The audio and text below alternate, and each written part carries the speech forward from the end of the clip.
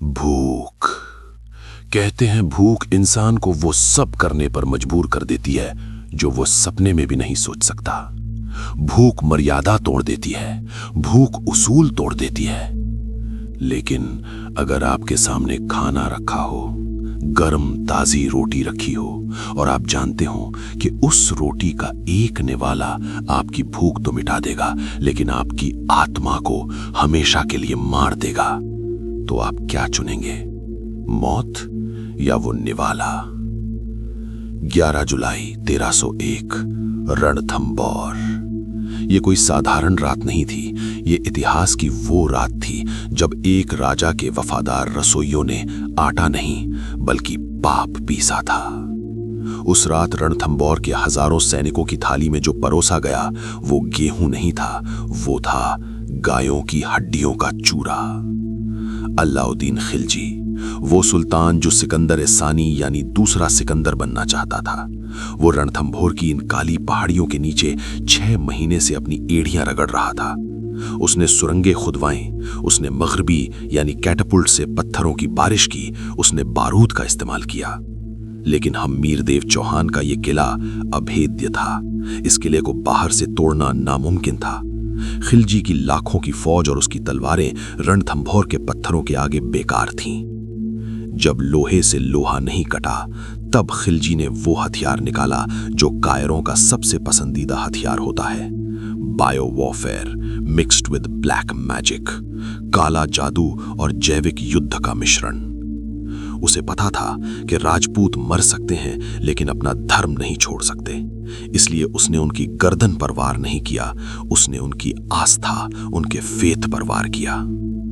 रणमल और रतिपाल, ये नाम याद रखिएगा क्योंकि इन दो लोगों ने इतिहास को ये सिखाया कि एक मजबूत से मजबूत साम्राज्य को गिराने के लिए परमाणु बम की जरूरत नहीं होती, बस मुट्ठी भर हड्डियों की धूल काफी होती है। सोचिए, एक ऐसा किला जहां पानी की जगह खून बह रहा हो, जहां आटे की जगह हड्डियां हों, जहां सैनिक युद्ध के मैदान में जाने से पहले ही हार मान चुके हों क्योंकि उनका भगवान उनसे रूठ चुका था। आज कर्मा वॉल्ट पर हम रणथंभौर की दीवारों में छिपी उस चीख को सुनेंगे जिसे इतिहास की किताबों ने सिर्फ एक पैराग्राफ में निपटा दिया। कैसे एक रोटी ने पूरे राजवंश को शमशान बना दिया, और उन गद्दारों का क्या हुआ जिन्होंने इस महापाप को अंजाम दिया। कुर्सी की पेटी बांध लीजिए, ये केस स्टडी आपको अंदर तक झकझोर देगी। विश्वासघात ने हराया रणथंभौर का साका।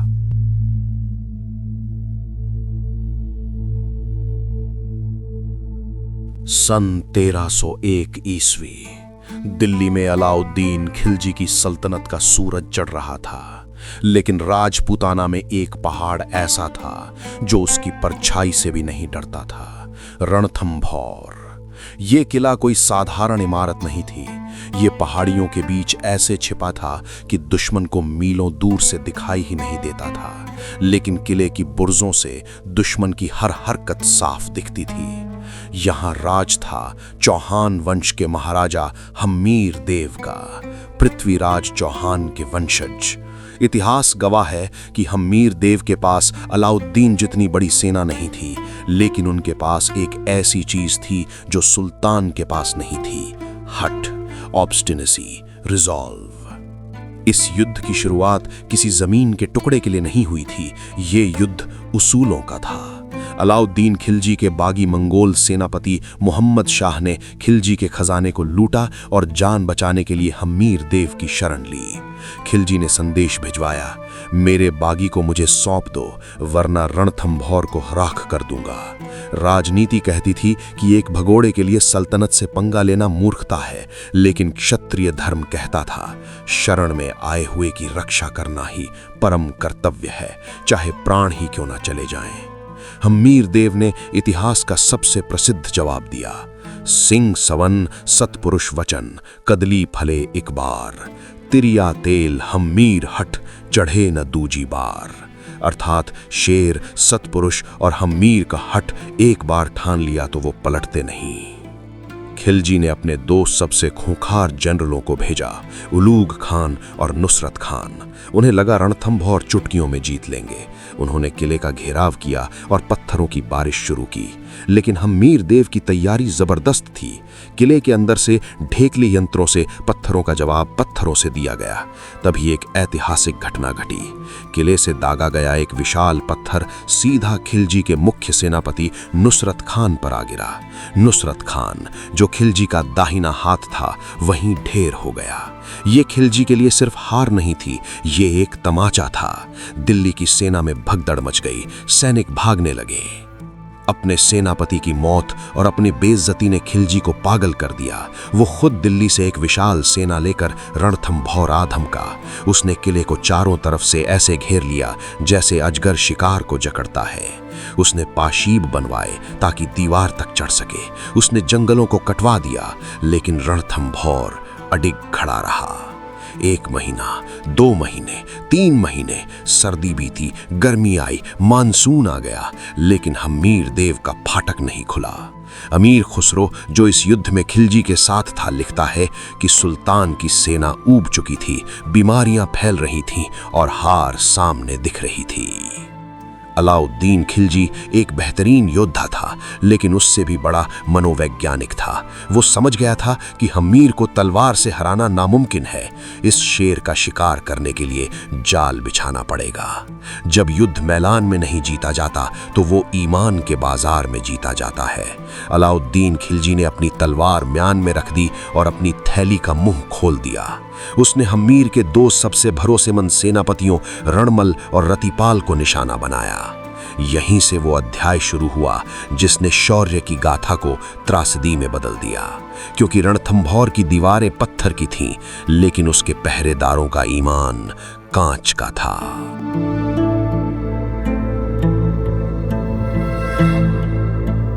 जब घेराव को महीनों बीत गए और रणथंभौर की एक ईंट भी नहीं हिली, तो अलाउद्दीन खिलजी ने अपनी रणनीति बदल दी। उसने युद्ध बंद कर दिया और राजनीति शुरू की। उसने हम्मीर देव के पास एक संदेश भिजवाया, बहुत ही विनम्र और सम्मानजनक। मैं अब और खून खराबा नहीं चाहता, हम एक संधि करके वापस दिल्ली लौटना चाहते हैं। हम्मीर देव एक वीर योद्धा थे, लेकिन उनका दिल अपनी प्रजा के लिए धड़कता था। प्रजा भूखी थी, परेशान थी। हम्मीर ने सोचा कि अगर बातचीत से सुल्तान वापस जाता है तो इससे बेहतर क्या होगा। यही वो पल था जब शेर शिकारी के जाल में फंस गया। हम्मीर देव ने बातचीत करने के लिए अपने सबसे भरोसेमंद सेनापति और किले के रक्षक रतिपाल को अपना दूत बनाकर खिलजी के खेमे में भेजा। इतिहास गवाह है, हम्मीर ने जिसे शांति लाने भेजा था, वो वहां सौदा करने लगा। खिलजी के टेंट में रतिपाल का स्वागत एक दुश्मन की तरह नहीं, बल्कि एक होने वाले राजा की तरह किया गया। हम्मीर महाकाव्य के अनुसार खिलजी रतिपाल को एकांत में ले गया। उसने रतिपाल के कंधे पर हाथ रखा और रणथंभौर की ऊंची दीवारों की तरफ इशारा करते हुए कहा, हम्मीर तो आज नहीं तो कल मारा जाएगा। एक डूबते हुए जहाज का कप्तान बनने से अच्छा है कि तुम उस जहाज के मालिक बन जाओ। उसने वादा किया कि रणथंभौर का अगला राजा रतिपाल होगा। उस एक पल में रतिपाल के अंदर का राजपूत मर गया और एक गद्दार का जन्म हुआ। उसने न केवल खिलजी का प्रस्ताव स्वीकार किया, बल्कि वापस जाकर अपने साथी सेनापति रणमल को भी साजिश में शामिल कर लिया। ये दोनों अब हम्मीर के सेनापति नहीं, ये किले के अंदर खिलजी के स्लीपर सेल्स थे। रतिपाल किले में लौटा। हम्मीर देव ने उम्मीद भरी नजरों से पूछा, क्या सुल्तान संधि के लिए मान गया? लेकिन रतिपाल ने अपनी ही राजा की आंखों में देखकर झूठ बोला। उसने कहा, नहीं महाराज, सुल्तान संधि नहीं चाहता, वो हमारा विनाश चाहता है। हमें और मजबूती से लड़ना होगा। ये झूठ इसलिए बोला गया ताकि हम्मीर देव निश्चिंत न हो जाएं और युद्ध जारी रहे, क्योंकि रतिपाल जानता था कि खिलजी बाहर से नहीं जीत सकता, किले को अंदर से तोड़ना होगा। अब शुरू हुआ वो खेल जो युद्ध के नियमों के खिलाफ था। रणमल और रतिपाल के पास रसद यानी फूड सप्लाई की जिम्मेदारी थी। रात का घना अंधेरा था। ये दोनों गद्दार खिलजी द्वारा भिजवाए गए कुछ आदमियों के साथ अनाज के कोठारों में दाखिल हुए। उनके पास बोरियां थीं, लेकिन उनमें अनाज नहीं था। उनमें था गाय की हड्डियों का चूरा, बोन डस्ट। उन्होंने उस अपवित्र चूरे को अनाज और बाजरे के भंडारों में मिला दिया। एक ऐसा जहर जो शरीर को नहीं, धर्म को मारता है। अगली सुबह जब रसोइयों ने रोटियां बनाने के लिए अनाज निकाला तो वहां सन्नाटा छा गया। बाजरे के दानों के बीच वो सफेद टुकड़े चमक रहे थे। खबर आग की तरह फैली। सैनिक दौड़े तालाब की तरफ, लेकिन वहां पानी की जगह मांस के लोथड़े तैर रहे थे। जरा सोचिए इस मंजर को। एक तरफ बच्चे भूख से रो रहे हैं, दूसरी तरफ प्यासे सैनिक तड़प रहे हैं। सामने अनाज का पहाड़ है, पानी का तालाब है, लेकिन वो न खा सकते हैं न पी सकते हैं, क्योंकि एक क्षत्रिय के लिए गाय की हड्डी मिला भोजन खाना मौत से भी बदतर था। खिलजी की चाल कामयाब हो चुकी थी। रणमल और रतिपाल ने बिना तलवार उठाए रणथंबोर को शमशान बना दिया था। दीवारें अब भी खड़ी थीं, लेकिन उनके पीछे की रूह मर चुकी थी। और सिर्फ अनाज नहीं, किले की प्यास बुझाने वाला एकमात्र स्रोत पद्मला तालाब में भी उन्होंने गायों का ताजा खून और जानवरों की खालें फेंकवा दी। साफ पानी देखते ही देखते लाल और बदबूदार हो गया।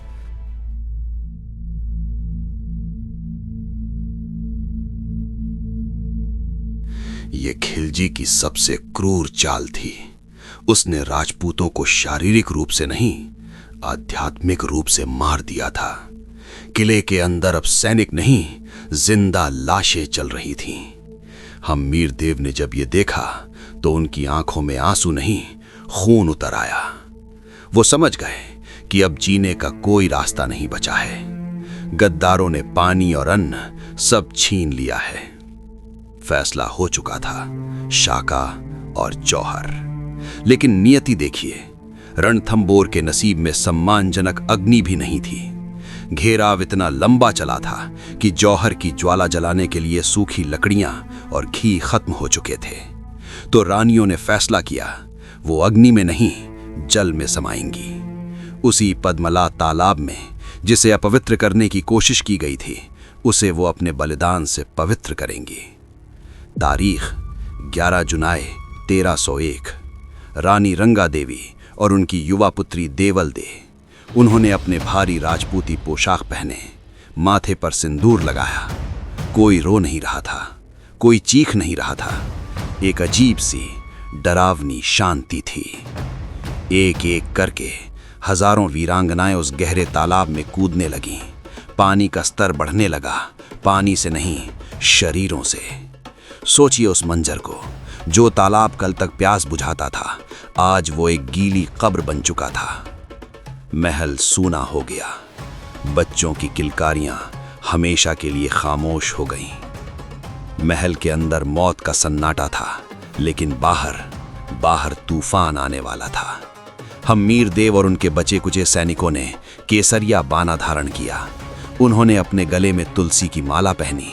ये अब इंसान नहीं थे, ये महाकाल के गण बन चुके थे। उन्हें जीतना नहीं था, उन्हें बस अपने साथ ज्यादा से ज्यादा दुश्मनों को ले जाना था। रणथंबोर का फाटक खुला। जैसे पिंजरे से भूखे शेर छूटते हैं, वैसे ही राजपूत खिलजी की सेना पर टूट पड़े। इतिहासकार लिखते हैं कि उस दिन रणथंबोर की घाटी में खून की नदियां बह निकली थीं। हम मीरदेव, जिनके शरीर में अब अन्न का एक दाना नहीं था, वो हवा की रफ्तार से तलवार चला रहे थे। रणमल और रतिपाल दूर पहाड़ी से छिपकर देख रहे थे, कांप रहे थे। युद्ध घंटों चला। हम मीरदेव का शरीर तीरों से छलनी हो चुका था। उनका घोड़ा गिर चुका था। उन्हें महसूस हुआ कि अब सांसें उखड़ रही हैं। उनके मन में बस एक ही डर था कि कहीं मेरे मरने के बाद ये मलेच्छ यानी दुश्मन मेरे शरीर को हाथ ना लगा दें। उन्होंने एक आखिरी बार रणथंबोर के किले की तरफ देखा, उस सूने महल की तरफ जहां उनकी पत्नी और बेटी अब नहीं थी। उन्होंने अपनी भारी तलवार उठाई, उसे अपनी गर्दन पर रखा और एक जोरदार झटके के साथ स्वयं अपना शीश काटकर भगवान शिव के चरणों में अर्पित कर दिया। एक राजा जो किसी सुल्तान के आगे नहीं झुका, वो सिर्फ अपने आराध्य महादेव के आगे झुका। धड़ जमीन पर था, लेकिन स्वाभिमान आसमान छू रहा था। रणथंबोर खामोश हो गया। खिलजी जीत तो गया, लेकिन उस किले में उसे ना खजाना मिला, ना रानियां मिली और ना ही हम्मीर देव। उसे मिली तो बस राख, लाशें और एक डरावना सन्नाटा।